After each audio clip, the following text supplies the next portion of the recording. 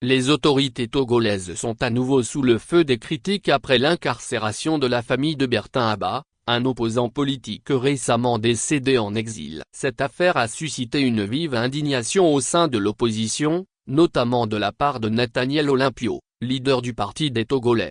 L'épouse du défunt, ainsi que son fils et Siri Abba, frère de Bertin Abba, ont été arrêtés à leur retour de l'étranger. Ils sont accusés de complot contre la sûreté intérieure de l'État et financement du terrorisme, des chefs d'accusation sévères qui renforcent les inquiétudes sur la répression des voix dissidentes au Togo.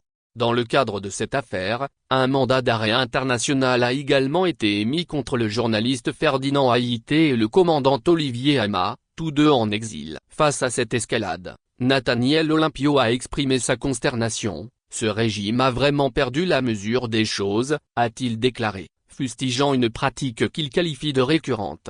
L'arrestation des Togolais de la diaspora de retour au Togo est devenue une pratique courante, comme le cas du militant pro-démocratie Jean-Paul Oumolou toujours en prison depuis son arrestation en novembre 2021. Avec près d'une centaine de prisonniers politiques actuellement, certains arrêtés depuis 2018, en plus d'un grand nombre d'exilés, et des Togolais qui meurent quotidiennement dans le pays faute d'infrastructures sanitaires appropriées. Ce régime est un danger permanent pour les Togolais, a-t-il écrit.